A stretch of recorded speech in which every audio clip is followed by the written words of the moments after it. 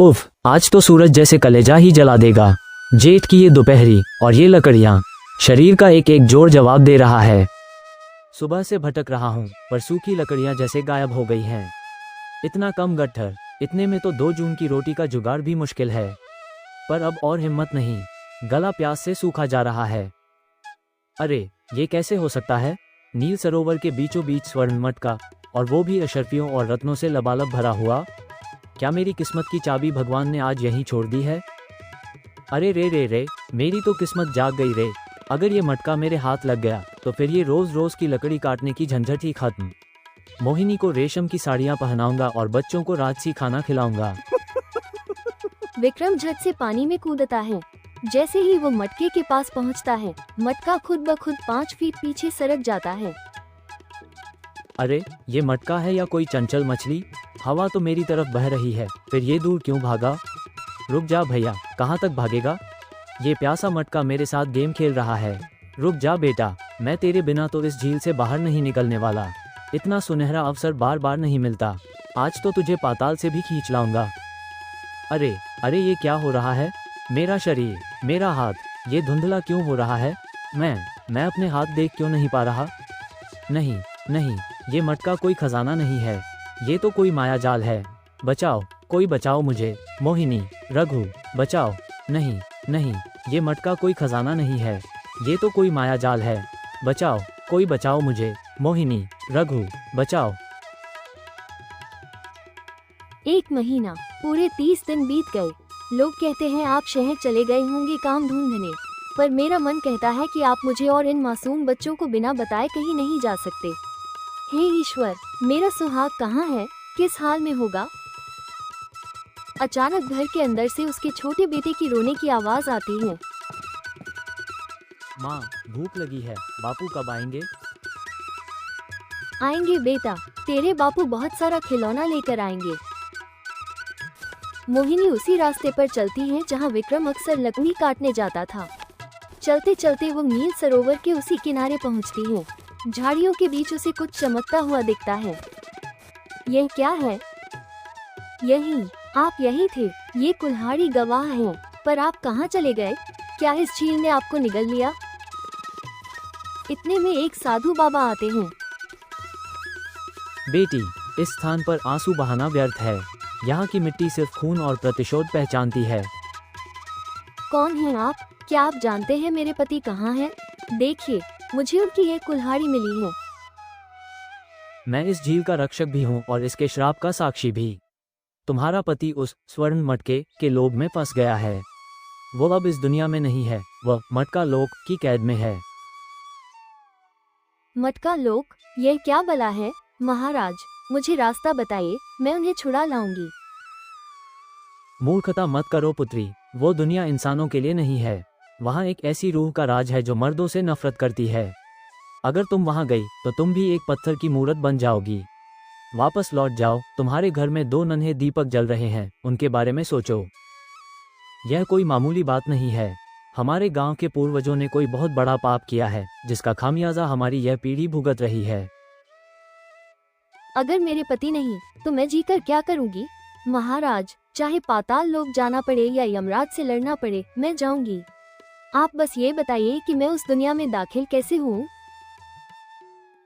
ठीक है, अगर तुम्हारी ममता और सुहाग की शक्ति इतनी ही प्रबल है तो सुनो। कल जब चंद्रमा झील के ठीक ऊपर होगा, तब वो मटका फिर से पानी की सतह पर आएगा। जो उस मटके को छूकर बलिदान देने की हिम्मत रखेगा, वही उस पार जा पाएगा। पर याद रखना, वहां से वापसी का रास्ता आज तक किसी को नहीं मिला। मोहिनी बिना कुछ कहीं वापस लौट आती है। कुछ समय बाद गांव में चर्चा फैल जाती है। अरे आपके भाई, तू जानता है यह विष्णु था जो रहस्यमय तरीके से गायब हो गए थे और उनका कोई पता नहीं चल रहा है। बताओ भला, अब गांव में ऐसा होता है क्या? हाँ, सही कहा है। अरे विष्णु, कुछ भी कहो, मतलब था तो दिल का बड़ा अच्छा इंसान। उसने ऐसा क्या किया कि उसकी कोई जानकारी ही नहीं चल रही? अरे मुझे तो लगता है कि हमारे गांव के साथ कुछ बहुत बड़ा अपशगुन होने वाला है। नहीं तो ऐसा कैसे हो सकता है? जिंदा जीता जागता आदमी रातों रात गायब हो जाए भाई। अरे राम जाने अब क्या होगा, अपशगुन होगा कि शगुन क्या जाने। धीरे धीरे गांव के बहुत से मर्द रहस्यमय तरीके से गायब होने लगते हैं और पूरे गांव में खलबली मच जाती है। अरे ये तो बहुत ही बड़ी घटना हो रही है।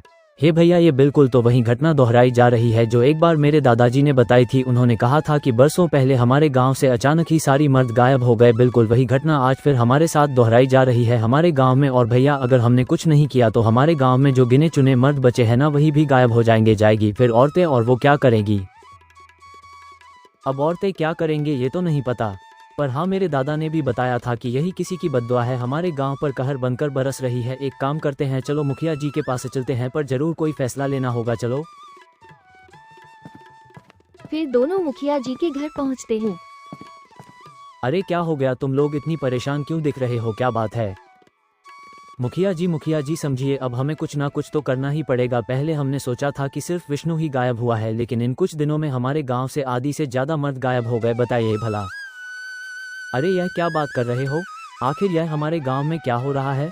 मैं कुछ दिनों से दूसरे गांव में था तो इतनी बड़ी घटना पता ही नहीं चला। वही तो मुखिया जी, इसलिए मैं आपको बताने के लिए आया हूँ। जल्दी चलिए चौपाल पर चर्चा करते हैं और इस बात पर हमें कुछ ना कुछ फैसला लेना होगा है। हाँ ठीक है, चलो चलते हैं जी, गांव के चौपाल पर चलते हैं, इस बात पर हम फैसला लेते हैं। चलो। फिर सभी गांव के लोग चौपाल पर आ जाते हैं। सुनो भाई, सभी गांव वाले ध्यान से सुनो। हमारे गांव में जितने भी मर्द रहस्यमय तरीके से गायब हो रहे हैं, और जो कोई भी इस रहस्य को सुलझाएगा मैं उसको बहुत बड़ा इनाम दूंगा। है को मुखिया जी, अब चर्चा का समय नहीं, कुछ करने का समय है। मैं इस रहस्य का पता लगाऊंगा। पागल मत बन रामू, अपनी जान जोखिम में क्यों डाल रहा है? और भी लोग हैं, उन्हें जाने दे, हमें क्या पड़ी है? रघु, अगर हम सब इसी तरह एक दूसरे पर इल्जाम लगाते रहे या डरते रहे तो कल को हम में से कोई नहीं बचेगा। मैं इस रहस्य से पर्दा उठाऊंगा और सबको वापस लाऊंगा। रामू अकेले जंगल में भटक रहा है, तभी उसे एक वृद्ध साधु महाराज मिलते हैं। हरि ओम। कहाँ जा रहा है बेटा? अपनी मृत्यु को निमंत्रण देने? महाराज, मैं अपने गांव वालों को बचाने निकला हूँ, कृपया मेरी मदद करें। वे सब कहाँ हैं? सोच ले बेटा, इसमें तेरी जान भी जा सकती है। वो जो खजांची बनकर बरस रहा है, वो एक पुरानी बद्दुआ है। मैं तैयार हूँ महाराज, मेरे गांव के अधिकांश मर्द मर चुके हैं या गायब हैं, मैं पीछे नहीं हटूंगा। ठीक है, यहाँ से सीधा जा, वहाँ एक हथियार तालाब मिलेगा। उस तालाब के किनारे एक मटका रखा है।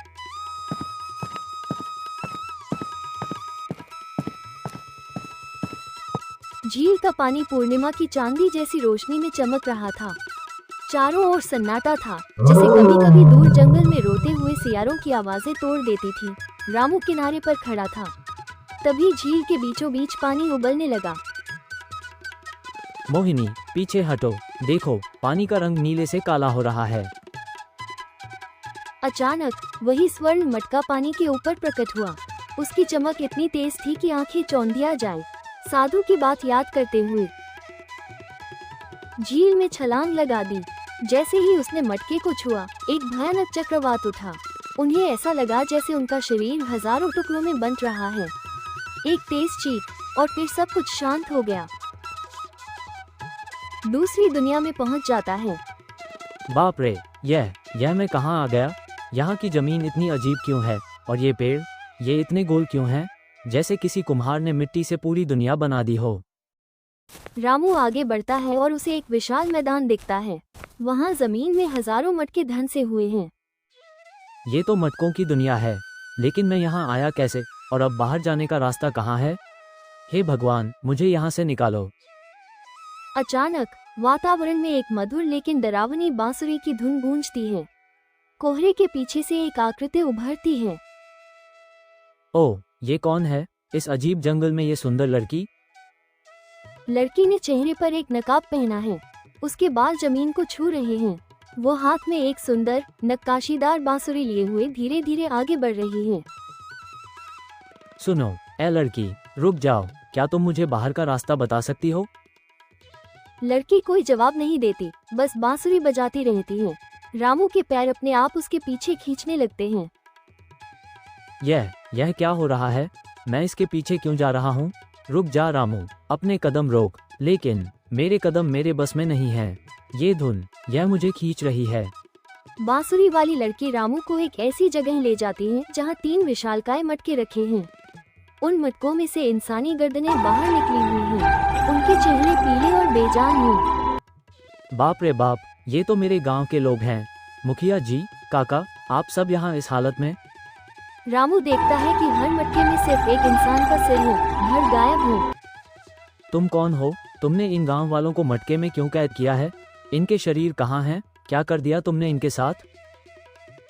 लड़की अपनी बांसुरी रोकती है और जोर जोर से हंसने लगती है। उसकी हंसी पहाड़ियों में गूंजती है। शरीर, जो लोग रूह से मर चुके हों, उन्हें शरीर की क्या जरूरत? अब तू भी इन्हीं का हिस्सा बनेगा रामू। देख, वो खाली मटका, वो तेरी कब्र बनेगा। तभी रामू फुर्ती से अपनी जेब से एक सिद्ध ओझा द्वारा दी गई मिट्टी की मूर्ति निकालता है और लड़की की आंखों की ओर फेंकता है। रोशनी एक पल के लिए लड़खड़ाती है। मुझे कमजोर मत समझना। मैं यहाँ लालच में नहीं, अपने अपनों को बचाने आया हूँ। मुझे सच बताओ, तुमने ये जुर्म क्यों किया? रोशनी की आंखों में गुस्सा और आंसू एक साथ आ जाते हैं। सच जानना चाहते हो तो सुनो। यह उस समय की बात है जब मैं इस दुनिया में आने वाली थी। 20 साल पुराना गांव। शंभू अपनी झोपड़ी के बाहर टहल रहा है। और शंभू, तेरी पत्नी को बच्चा होने वाला है। याद है न हमारे गांव की परंपरा? अगर लड़की हुई तो उसे तुरंत खत्म करना होगा। हाँ काका, याद है। हमारे दादाओं ने कहा था कि लड़की पैदा हुई तो कुल का विनाश हो जाएगा। हमें सिर्फ बेटा चाहिए। अचानक बच्चे के रोने की आवाज आती है। शंभू अंदर जाता है। उसकी पत्नी ममता एक नन्ही बच्ची को सीने से लगाए रो रही है।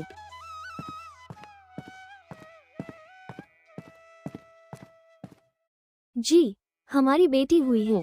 कितनी मासूम है ये।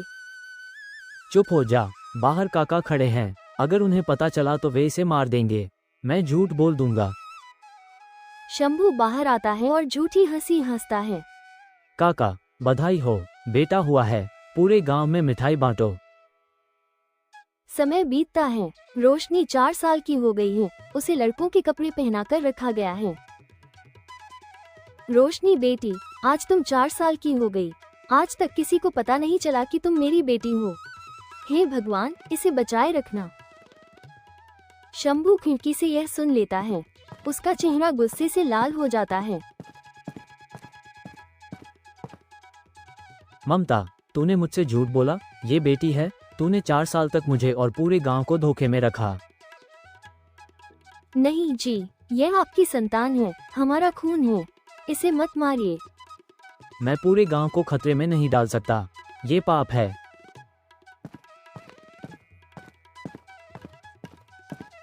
शंभू गांव के गुरु काका के पास जाता है और सब सच बता देता है। नालायक, तूने एक लड़की को 4 साल तक गांव में रखा। अब तो इसकी बलि चढ़ानी ही होगी, वरना अनर्थ हो जाएगा। रास्ता बताइए काका। हम इसे आसान मौत नहीं देंगे। इसे एक जादू के मटके में कैद करके तालाब किनारे छोड़ देंगे। ये तड़प तड़प कर मरेगी और इसकी चीखें आने वाली पीढ़ियों को सच छुपाने से डराएंगी। आसमान में काले बादल छाए हैं। गांव के लोग मशाले लेकर खड़े हैं। बीच में रोशनी की मां जमीन पर पड़ी है और 6 साल की रोशनी उसे कसकर पकड़े हुए है। ये लोग हमें कहाँ ले जा रहे हैं? माँ, मुझे डर लग रहा है। कुछ नहीं होगा बेटा, तू बस भाग जा यहाँ से। गांव वालों की तरफ देखकर, तुम लोगों के भी बच्चे हैं, दया करो। भगवान के लिए मेरी बच्ची को छोड़ दो। दया? इस गांव की मिट्टी में बेटियों का खून लिखा है। यही हमारी परंपरा है। हटाओ इस औरत को।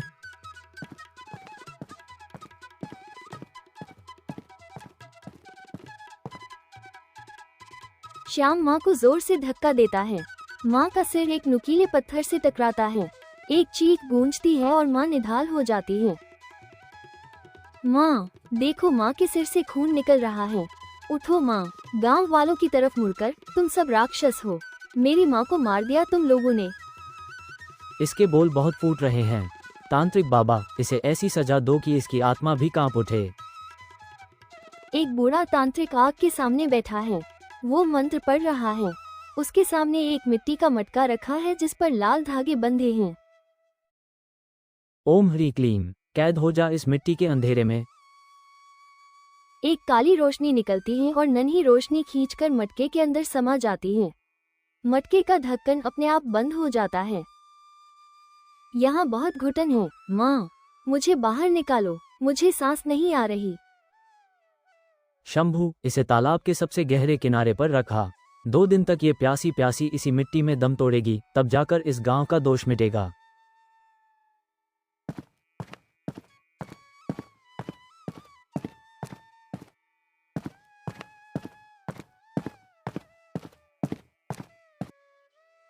रात का सन्नाटा है। तभी सफेद वस्त्रों में एक ओजस्वी साधु महाराज वहां से गुजरते हैं। उन्हें मटके से सिसकियों की आवाज सुनाई देती है। इस मटके में कोई जीवित प्राण है? ध्यान लगाकर देखते हैं। घोर अनर्थ, एक मासूम बच्ची की बलि। साधु अपना कमंडलू उठाते हैं और मटके पर जल छिड़कते हैं। मटका एक धमाके के साथ खुलता है। रोशनी बाहर गिरती है। वो बेसुध हैं। उठो पुत्री, अब तुम सुरक्षित हो। माँ, मेरी माँ कहाँ है? मुझे उनके पास जाना है। पुत्री, तेरी माँ अब उस पार जा चुकी है जहाँ से कोई वापस नहीं आता। और अगर तू गांव गई तो वो लोग तुझे फिर मार देंगे। क्यों क्यों नफरत करते हैं वो हमसे? इस गांव को श्राप है या उनकी सोच को, पर यहाँ बेटियों को पैदा होते ही मार दिया जाता है। तेरी माँ ने समाज से लड़कर तुझे 6 साल तक छुपाया, पर आज वो हार गई। मैं नहीं हारूंगी। मुझे शक्ति दीजिए बाबा। मैं उन सबको खत्म कर दूंगी जिन्होंने मेरी माँ को छीना। रोशनी अब जवान हो चुकी है। वो तालाब के किनारे एक गुफा में रहती है। गांव के कई पुरुष गायब हो चुके हैं। तभी रामू नाम का युवक वहां आता है। कौन है यहाँ जो मेरे गांव के लोगों को मटकों में कैद कर रहा है? सामने आओ। मैं न्याय हूँ रामू। उन पापियों को उनके कर्मों की सजा मिल रही है। तुम वही लड़की हो जिसे सालों पहले मरा हुआ समझ लिया गया था? रोशनी, बदला लेना समाधान नहीं है। तुमने गांव के बेगुनाह लोगों को भी संकट में डाल दिया है। बेगुनाह? जब मेरी माँ तड़प रही थी तब कोई बेगुनाह सामने नहीं आया था। सबको सिर्फ बेटा चाहिए न? अब इस गांव में सिर्फ मटके बचेंगे, मर्द नहीं। रामू रोशनी के पास जाता है। रोशनी के हाथ कांपने लगते हैं। रोशनी, अगर तुम्हें लगता है कि मेरी जान लेने से तुम्हारा घाव भर जाएगा तो लो, मैं खुद को तुम्हें सौंपता हूँ। पर वादा करो, मेरे बाद तुम इन मटकों को आजाद कर। मैं इस शक्ति के बंधन में बंध चुकी हूँ रामू। जब तक कोई स्वेच्छा से अपनी बलि नहीं देता, ये मटके नहीं टूटेंगे। तो फिर देरी किस बात की? रामू अचानक रोशनी के हाथ से खंजर छीनता है। रोशनी उसे रोकने की कोशिश करती है, पर रामू बिजली की फुर्ती से अपना गला रेत लेता है। नहीं रामू, ये तुमने क्या किया? मूर्ख, मैंने तुम्हें मरने के लिए नहीं कहा था। हे ईश्वर, मैंने क्या कर दिया? एक निस्वार्थ जीवन ले लिया। नहीं, मैं इसे मरने नहीं दूंगी। मेरी माँ की ममता और मेरे तप की जितनी भी शक्ति है, सब इस। रोशनी की आंखों से टपका एक आंसू रामू के माथे पर गिरता है। एक चमत्कार होता है। रामू की सांसें वापस आने लगती हैं। वो धीरे से तुम रो रही हो? तुमने मुझे नफरत के मटके से आजाद कर दिया रामू। अब मेरे पास कोई जादुई शक्ति नहीं, बस एक इंसान का दिल है। गांव वाले जो अब आजाद हो चुके हैं, शर्म से सिर झुकाए वहां पहुंचते हैं। हमें माफ कर दो बेटी। हमने बरसों तक पाप किया, पर आज इस युवक के बलिदान और तुम्हारी करुणा ने हमें इंसान बना दिया। क्या इस नई शुरुआत में तुम मेरा साथ दोगी? उम्र भर के लिए। गांव में ढोल बजने लगते हैं। रामू और रोशनी का विवाह होता है।